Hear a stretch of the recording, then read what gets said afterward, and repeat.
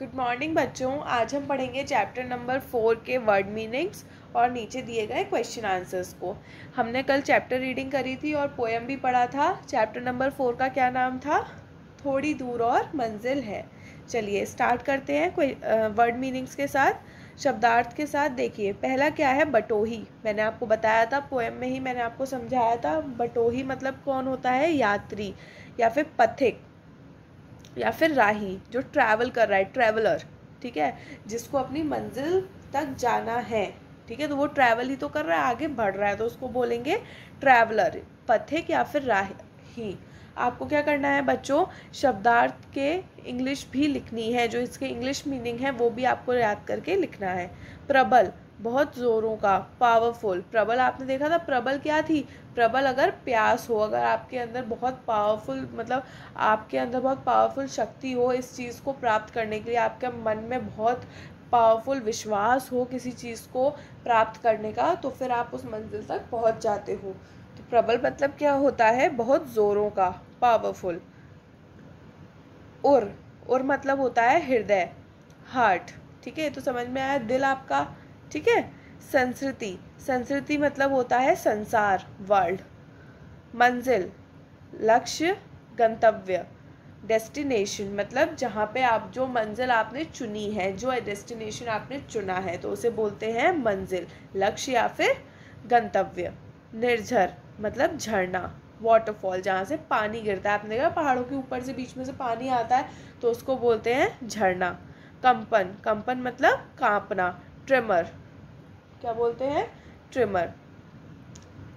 विस्तृतर, विस्तृतर का मतलब होता है किसी चीज़ का विस्तार हो जाना, आगे बढ़ जाना, फैलाव हो जाना।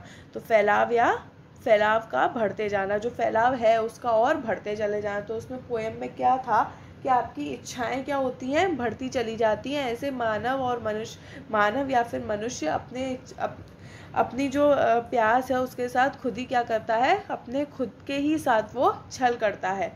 मोर एक्सटेंसिव, मोर एक्सटेंसिव। सारे वर्ड मीनिंग्स आपको समझ में आए? चलिए क्वेश्चन आंसर्स देखते हैं। ये रहे आपके क्वेश्चन आंसर्स। देखिए, प्रश्नों के उत्तर बताएं। चल रे कहकर कवि किसे आगे बढ़ने को प्रेरित कर रहे हैं? चल रे थके बटोही करके था आपकी कविता में, तो उसमें कवि क्या कहना चाह रहे हैं? किस बात से वो प्रेरित कर रहे हैं, मतलब उन्हें प्रेरणा दे रहे हैं? मंजिल की तलाश में आगे पथ पर मंजिल की तलाश में अपने पथ पर आगे बढ़ते थके हुए पथिक से। तो वो किससे कह रहे हैं ये चीज़?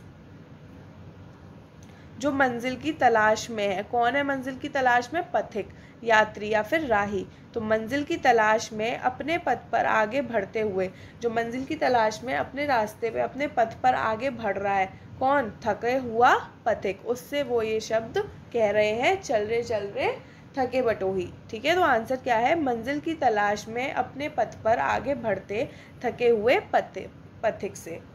नेक्स्ट क्वेश्चन है, बटोही थक क्यों गया है? मतलब यात्री, राही, पथिक, ये लोग जो एक ही इंसान के कई नाम हैं, वो थक क्यों गया है? आखिर क्या हुआ? तो मंजिल की तलाश में अपने पथ पर चलते चलते पथिक थक गया है। जो मंजिल है, उसकी डेस्टिनेशन है, उसकी तलाश में, उसको उसके रास्ते पर चलते चलते कौन थक गया था? पथिक थक गया है। पथिक आगे क्यों नहीं बढ़ पा रहा है? आपने देखा था पैर आगे नहीं बढ़ते, तो वो क्यों आगे नहीं बढ़ पा रहा है? क्योंकि पथिक अब पूरी तरह थक चुका है। अपनी डेस्टिनेशन, अपनी मंजिल के आगे बढ़ते मतलब उस तक जाते जाते पथिक पूरी तरीके से थक चुका है। उसके पाँव अब उठ नहीं रहे हैं। हमने जो कविता पढ़ी थी उसमें क्या पढ़ा था? माना पैर नहीं अब बढ़ते और प्यास से प्राण तड़पते। तो वो क्या कह रहे थे? माना पैर नहीं अब बढ़ते। जानते हैं कि पैर नहीं बढ़ रहे हैं। क्यों नहीं बढ़ रहे हैं? क्योंकि वो थक चुका है पूरी तरीके से। पथिक किसका प्रतीक? प्यास किसका प्रतीक है? प्यास कुछ पाने की इच्छा का प्रतीक है। मैंने आपको पोएम जब समझाई थी तब भी मैंने आपको बताया था, प्यास मतलब क्या? प्यास मतलब जो चीज़ आप पाना चाहते हो, जो लक्ष्य आपने चुना है अपने लिए, उस लक्ष्य को पाने की इच्छा को ही प्यास कहते हैं, ठीक है। जैसे मेरा गोल है, मुझे ये बनना है, तो वो मेरी प्यास बन जाएगी कि मुझे ये ही बनना है, तो मेरी इच्छा, उसे पाने की इच्छा को ही क्या बोलूँगी, प्यास बोलूँगी, ठीक है। तो प्यास मतलब इस कविता में क्या है, कुछ पाने की इच्छा का प्रतीक है, ठीक है बच्चों। तो आज के होमवर्क में आपको क्या करना है, आज के होमवर्क में आपको वर्ड मीनिंग करने हैं चैप्टर 4 के अपनी नोटबुक में, और ये क्वेश्चन आंसर्स करने हैं, ठीक है। कल मिलते हैं न्यू वीडियो के साथ और कुछ एक्सरसाइजेस के साथ। तब तक के लिए बाय बाय बच्चों।